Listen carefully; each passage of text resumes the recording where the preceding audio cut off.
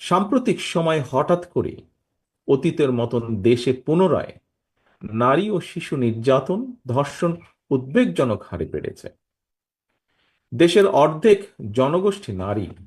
নারীদেরকে নিরাপত্তাহীন রেখে দেশকে এগিয়ে নিয়ে যাওয়া অসম্ভব।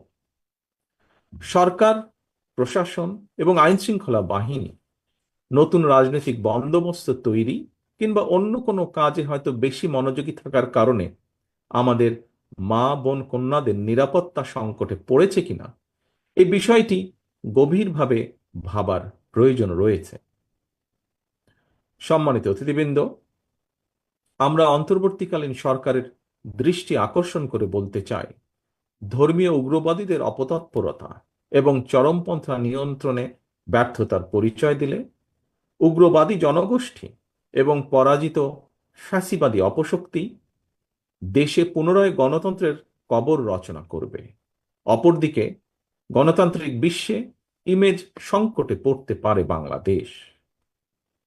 দেশের অসাম্প্রদায়িক গণতান্ত্রিক চরিত্র সমুন্নত রাখতে চরমপন্থা এবং ধর্মীয় উগ্রবাদী অপশক্তিকে প্রতিহত করার পাশাপাশি গণহত্যাকারী পলাতক মাফিয়া চক্রকে যে কোনো মূল্যে বিচারের সম্মুখীন করার মাধ্যমে বাংলাদেশে গণতান্ত্রিক বিধি ব্যবস্থা শক্তিশালী করাই হবে বিএনপি সহ গণতন্ত্রের পক্ষের শক্তির আগামী দিনের রাজনৈতিক বন্দোবস্ত।